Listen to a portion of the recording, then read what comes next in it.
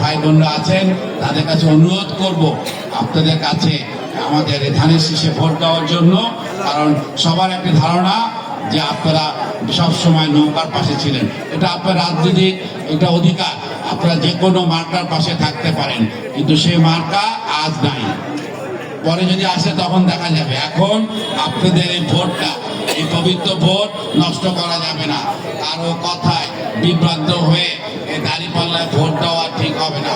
তাই আমি অনুরোধ করবো আবারও এই অত্র এলাকার উন্নয়নের জন্য এবং আমাদের সামগ্রিক এই পিরোজপুর জেলা এবং সর্বোপরি এই বাংলাদেশে এই অবহেলিত কাউখালী, ভান্ডারিয়া এবং নেসারাবাদের সকল প্রকার দুর্দশা থেকে মুক্তি পাওয়ার জন্য, আপনার দুর্নীতি থেকে মুক্তি পাওয়ার জন্য এবং আপনার মাদক মুক্ত করার জন্য, সর্বোপরি আমাদের সামগ্রিক জীবনযাত্রার মান উন্নয়ন করার জন্য আপনারা আগামী দিনে আমাদের পাশে থেকে আমাদেরকে ধানের শীষে ভোট দেওয়ার দিবেন এবং আমাদেরকে বিশেষ করে আমাকে একটিবার সুযোগ দেন।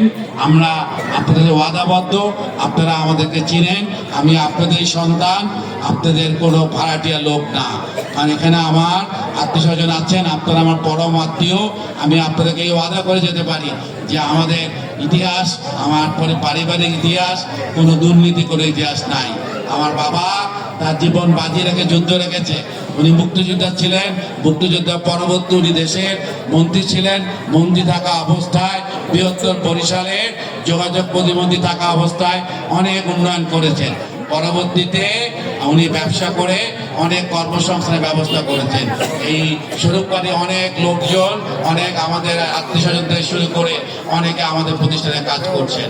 এমনকি আমি এখন যে ব্যবসায় আছি সেখানেও আমাদের অত্র এলাকার লোকজন কাজ করছেন। আমরা মানুষকে সাথে ছিলাম, সাথে থাকবো এবং আগামী দিনেও থাকতে চাই, সেটা পারিবারিকভাবেও থাকতে চাই। এবং আপনারা যদি আমাকে সেবা করার সুযোগ দেন, আপনাদেরকে সাথে নিয়ে এই এলাকার উন্নয়ন করার জন্য আপনাদেরকে আকুল আবেদন জানাচ্ছি।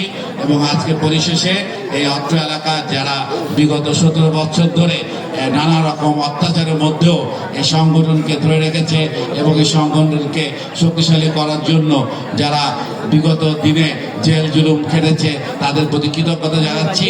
এবং আমি আপনাদেরকে ওয়াদা দিয়ে যাচ্ছি, আপনারা সবাই সামনে 12-13 দিন যে আছে, আর একটু সবাইকে আন্তরিকতার সাথে এই ভোট যুদ্ধে অংশগ্রহণ করার জন্য আকুল আবেদন জানাবেন। এবং এই ভোট যুদ্ধে জয়লাভের মাধ্যমেই আমরা বিগত 17 বছরে আমাদের নির্যাতনের জবাব দিতে পারবো। এবং বিগত 17 বছরে যে আমরা যে অবহেলিত ছিলাম, এই জনপদ যে অবহেলিত ছিল, আমরা যদি ইনশাআল্লাহ এই জয়লাভ করি, তাহলে আমরা সেই আগামী দিনে উন্নয়নের জোয়ারের মাধ্যমে আমরা সে জবাব দিতে পারবো। আসুন আমরা প্রতিজ্ঞাবদ্ধ হই, যাতে আমরা আগামী দিনে আমরা কোনো সিদ্ধান্ত নিতে ভুল না করি এবং অত্র এলাকার সামগ্রিক উন্নয়নের সাথে আমরা সবাই একতাবদ্ধ হয়ে, যদি কোনো টুকটাক ভুলপন্থী থাকে নিজেদের মধ্যে, সেগুলি ভুলে গিয়ে আমাদের এখানে সকল নেতা আজকে উপস্থিত আছেন। আমাকে ফকুল ভাই অতি জরুরি কাজে ঢাকায় চলে গিয়েছেন, আগামী সবগুলি প্রোগ্রামে থাকবে। আজকে আমাদের এই বিএনপি স্বরূপ করে বিএনপি ঐক্যবদ্ধ, এখানে কোনো রকম ভেদাভেদ নাই।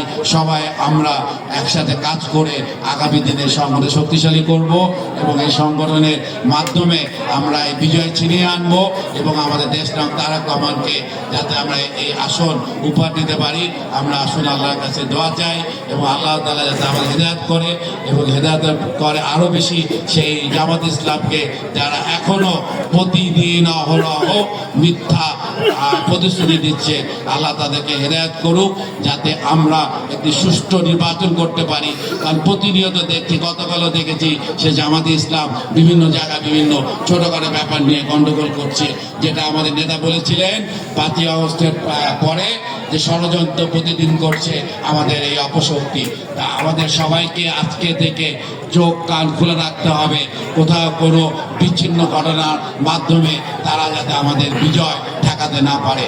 তো আসুন আমরা সবাই সব দিকে খেয়াল রাখি এবং আমাদের নেতার কথা অনুযায়ী 12 তারিখ খুব ভোরে তাহাজ্জুদ নামাজের পর থেকে আমরা আমাদের ভোট সেন্টার পাহারা দিব এবং সবার আগে আমাদের মা বোনরা ভোট দিয়ে তারা তাদের বাড়িতে যে অন্যান্য কাজকর্ম করবে এবং আমরা পুরুষ ভাইরা ভোট গণনা শেষ পর্যন্ত আমরা ভোটের রেজাল্ট নিয়ে ইনশাআল্লাহ আল্লাহ রহমতে সবার ঐকান্তিক চেষ্টায় বিজয় মিছিল নিয়ে ফিরে আসবো।